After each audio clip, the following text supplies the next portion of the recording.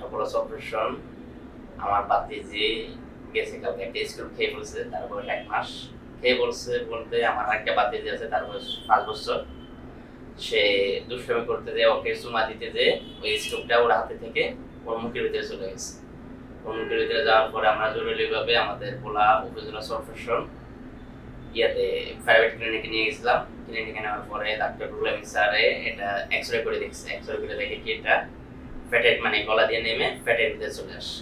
ফ্যাটের ভিতরে চলে আসার পরে আমরা এক্সরে করে দেখতে আছে যে ভোলাও পারবে না, আমাদের বরিশালও পারবে না। তো আমাকে ডাক্তার বলছে যে তোমরা ঢাকা বিআরবি হসপিটাল নিয়ে যাও।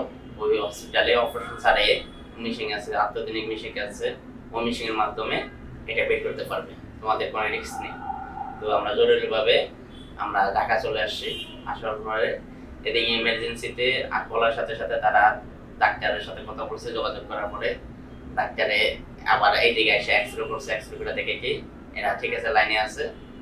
তো রাত্রের সময় সময় ছোটার জন্য অনেক ডক্টর ছিল না, তার জন্য বলছে আমাদেরকে সকাল 8টা বাজে আসতে। সকাল 8টা বাজে আসার পরে আমরা সকলে এয়ার প্রসেসিং শেষ করার পরে তারা ইয়েতে নিয়ে গেছে, অপারেশন থিয়েটারে নিয়ে গেছে।